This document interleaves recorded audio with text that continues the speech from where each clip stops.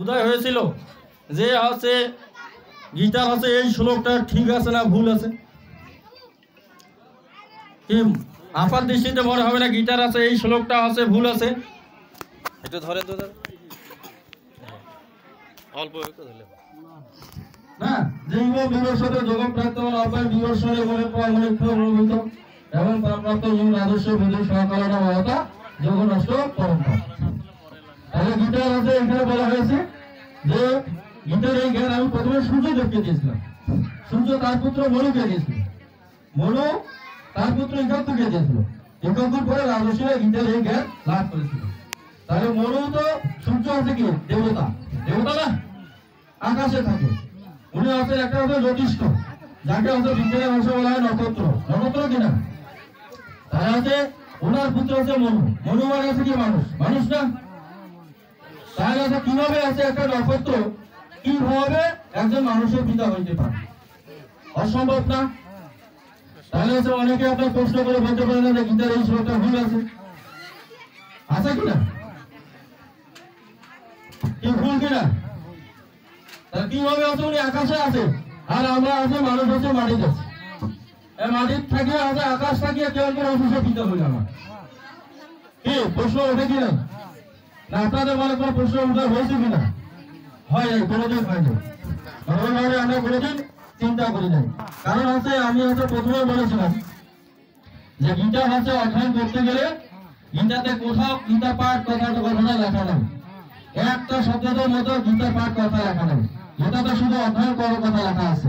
আর অধ্যয়নের সাথে 6টা বিষয় জড়িত, একটা আছে S-Q-4-R। মুখে বলেন তো প্রভু, আপনার কথাই বেশি বুঝতে পারছি, খালি মুখে বলেন তো। আর পিছনে লোক হতো না, এরকম করে খুব সুন্দর আমি বুঝতে পারছি। হ্যাঁ তাহলে আছে 4R, এখন তো বুঝতে পারছি বেশি। 4R আছে S-Q-4R, S টা আছে সার্ভে, সার্ভে মানে জরিপ, আর Q টা আছে কোশ্চেন মানে প্রশ্ন,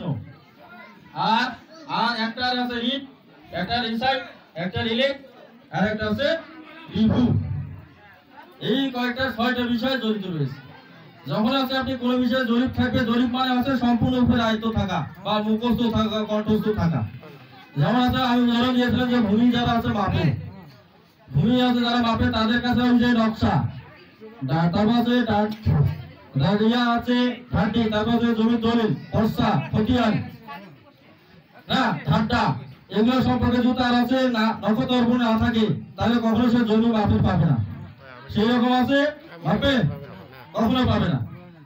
এবং আছে প্রশ্ন, ওই যে জমি যখন মাপির আসবে, যারা জমি মাপি নিয়ে আসবে ওকে, তার যত ধরনের প্রশ্ন আছে সব প্রশ্নের যদি উত্তর সে দুবার পায় তাহলে আমিন টাকা পাবে, মানে হচ্ছে আমিন দিতে ফ্রি আছে সেটা পাবে, না হলে টাকা দেবে না, দিবে কি সেজন্য প্রশ্ন।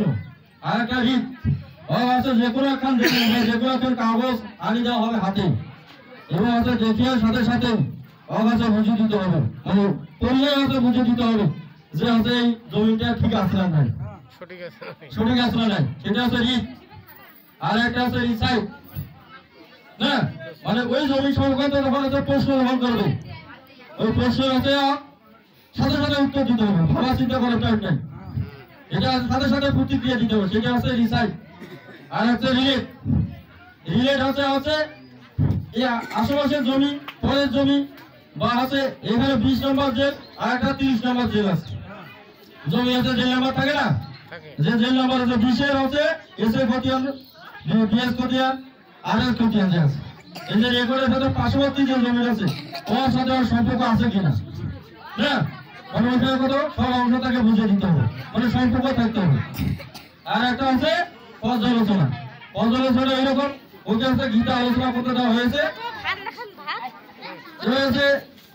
বলছে যে 2 মিনিটের মধ্যে গীতা আলোচনা করতে হবে, হয় 2 মিনিটে আলোচনা করতে পারে, 2 ঘন্টা আলোচনা করতে, 2 দিন আলোচনা করতে হবে, 1 মাসও পারবে, 6 মাসও পারবে, 1 বছরও পারবে, এবং বছরের পর বছরও পারবে। এই দক্ষতা যখন হবে তখন সেটা হবে অধ্যয়ন। কে বুঝতে পেরেছেন? এই যে 6টা বিষয় যখন জড়িত থাকবে তখন হবে অধ্যয়ন বা অধ্যাপনা। তাহলে আছে গীতার এই যে সূর্য হচ্ছে কিভাবে মানুষের পিতা হইল, ওই যে 16 অনুযায়ী, হ্যাঁ তাহলে আছে দেখেন খেয়াল করে, আমরা আছে নারী এবং পুরুষ, নারী এবং পুরুষের যখন আছে জন্মগ্রহণ হয় তখন আছে সন্তান উৎপাদন করতে হয়। তাহলে সন্তান যখন উৎপাদন করতে হয় তখন আছে পুরুষ মানুষের আছে শুক্রাণু লাগে আর মেয়ে মানুষের লাগে ডিম্বাণু, তাই কিনা? তাহলে আছে শুক্রাণু যখন উৎপন্ন হয় সেইটা আছে উৎপন্ন করা যে হরমোন আছে, হরমোনটা আছে টেস্টোস্টেরন হরমোন, টেস্টোস্টেরন হরমোন। আর নারী রোগে যে হরমোনটা আছে সেটা হচ্ছে ইস্ট্রোজেন হরমোন, ইস্ট্রোজেন হরমোন মানে মানুষের মেয়ে মানুষের ডিম উৎপন্ন হওয়ার একটা হরমোন আছে, সেটা ইস্ট্রোজেন হরমোন। আর এই দুটো হরমোন উৎপাদন হয় হচ্ছে ভিটামিন ডি থেকে, ভিটামিন ডি থেকে, হ্যাঁ ভিটামিন ডি। আর আমাদের ভিটামিন ডির উৎস একমাত্র উৎস হচ্ছে সূর্যের আলো। তাহলে হচ্ছে সূর্যের আলো প্রত্যক্ষ ভাবে কি মানুষের পিতা হচ্ছে কিনা, শুক্রাণু এবং ডিম্বাণু যদি উৎপন্ন না হয় তাহলে সন্তান উৎপন্ন হবে, মানব উৎপন্ন হবে। এই যে গীতার ভিতরে যেটা এই যে একটা কঠিন বিজ্ঞান রয়েছে, তাহলে এই যে বিজ্ঞানটা হচ্ছে আমি হচ্ছে আমার গীতা সর্বশ্রেষ্ঠ বিজ্ঞান, এখানে আমি হচ্ছে এই ব্যাখ্যাগুলো এখানে তুলে ধরেছি। সাথে আছে আমাদের পরবর্তী যে প্রজন্ম রয়েছে, পরবর্তী প্রজন্মের মানুষগণ বা আমাদের সনাতন ধর্মগুলা যাতে হচ্ছে গীতার হচ্ছে সঠিক বৈজ্ঞানিক বিশ্লেষণ দিতে পারে। কারণ হচ্ছে আমরা হচ্ছে বিজ্ঞান ছাড়া সবসময় হচ্ছে অচল, অচল কিনা? মানুষকে আমাদের কোনো কিছু যদি আপনি বলতে চান, শোনাইতে চান, বিজ্ঞানের ভাষায় তাকে বোঝাইতে হবে, বিজ্ঞানের ভাষায় তাকে শোনাইতে হবে, মন করা কোনো কথা বলা যাবে না। যেমন আমি হচ্ছে আপনাদের উত্তর দিলাম যে ভগবান নৈবেদ্য গ্রহণ করে কিনা, অনেকে যদি ভগবান যদি নৈবেদ্য খাইতো তাহলে পাশে একটা লেট্রিন দেওয়া লাগবে না, তাহলে এটা অযৌক্তিক প্রশ্ন না? তাহলে শাস্ত্রে আছে, এর প্রমাণ আছে। আমি আপনাদের ব্রহ্মবৈদ্য পুরাণের কথা বলছিলাম যে ব্রহ্মবৈদ্য পুরাণে হচ্ছে 3য় খণ্ডে স্পষ্ট লেখা আছে যে হচ্ছে ভোগ বা যে হচ্ছে নৈবেদ্যটা নিবেদন করা হয় সেটা হচ্ছে 16 ভাগে ভাগ করা হয়, 16 ভাগের 1 ভাগ ভগবান হচ্ছে গ্রহণ করে আর বাকি হচ্ছে 15 ভাগ দেবতারা গ্রহণ করে। কিন্তু দেবতা এবং ভগবান দুইজনে গ্রহণ, সবাই গ্রহণ করার পরেও মা লক্ষ্মী শুভ দৃষ্টির প্রভাবের কারণে সেই ভোগ যেমনকার তেমনই থাকে। সেই জন্য ভগবানকে, ভগবান যে নৈবেদ্যটাকে গ্রহণ করে সেই জন্য ভগবানের নৈবেদ্য উৎসর্গ করার পর আর এমনিতে কাঠি থোয়া প্রসাদ আর হচ্ছে নৈবেদ্য দেওয়া প্রসাদ, দুইটা প্রসাদ খেয়ে দেখবেন যে একটা স্বাদ আর একটা বিষাদ। কি প্রসাদ দেখবেন আছে যতই দেরি হয় ততই স্বাদ হয়, যতই দেরি হয় ততই স্বাদ। আর এমনি খালি জায়গায় যদি আপনি ফল মূল বা কোনো কিছু কেটে দেন, যতই সময় যায় ততই প্রস্তুত থাকে, যতই সময় যায় ততই প্রস্তুত থাকে, হ্যাঁ কিনা? কি তাই আমাদের সবকিছু প্রমাণ দিতে হবে শাস্ত্রের মাধ্যমে। আর আছে আমাদের গীতাটা আছে সম্পূর্ণরূপে আছে আয়ত্ত করতে হবে এবং মুখস্থ করতে হবে। এইভাবে মুখস্থ করবে যে ধর্মক্ষেত্রে কুরুক্ষেত্রে সমাবেতা যদিষ্যম মামেকা পাণ্ডবস্তবে কিংবা পূর্বত সংজ্ঞা দৃষ্টতু পাণ্ডবানিকম বুরম যুদ্ধ ধনস্তদা আচারি মুপ সঙ্গম রাজা বসমে প্রসেদান পাণ্ডবপুত্র আচারে মহতুচ বুরম দুপুন পুত্র তব শিষ্যন ধীমতা হস্তসুরা মহেশ সহসা বিমার্জন সমাজিত যুদ্ধ ধন বিরস দুপদস্য মহারতা দৃষ্টকেতুচ গীতান কাশী রাজস্ব বিজন পুরঞ্জিত কুন্তি ভোজ শৈবস্য নরপঙ্গ। না আপনার যেখান থেকে কেউ যদি প্রশ্ন করে আপনি ঠকাই দিবেন।